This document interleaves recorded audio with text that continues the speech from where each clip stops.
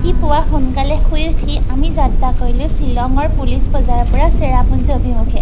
ইমান ধুনীয়া ৰাস্তা, মাজে মাজে পথাৰ, তাতে আকৌ সেউজীয়া বননি। পাহাৰটো দেখি এনেকুৱা লাগিছিল এখন ডাৱৰবোৰ বগা চাদৰৰ দৰে আছিল, যেন এখন বগা চাদৰে ঢাক খাই ৰাখিছে।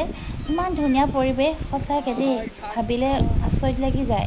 আমাৰ নৰ্থ ইষ্টখন ইমান ধুনীয়া, এইখিনি জেগাত ফটো নামাৰি নোৱাৰিলোঁ। ইমান ধুনীয়া বননি, যেন কোনোবাই বনবোৰ কাটিং কৰি থৈছে। এইবোৰ আকৌ বনৰীয়া ফুল, ইমান সুন্দৰ লাগিছে চাওকচোন।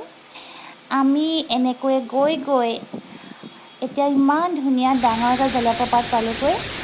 কাষে কাষে বহুত জলপ্ৰপাত, কিন্তু এই জলপ্ৰপাতটো ইমান ডাঙৰ চাউণ্ড আছে আৰু ইমান ধুনীয়া, একদম বহুত ওপৰৰ পৰা তললৈ আহিছে। ৰাস্তাত আকৌ আমাৰ ভোক লাগিল, আমি জিভা নামৰ এখন ৰেষ্টুৰেণ্টত ভাত খালোঁ। চিকেন অৰ্ডাৰ কৰিলোঁ, ইমান ধুনীয়াকৈ সজাই দিছিল।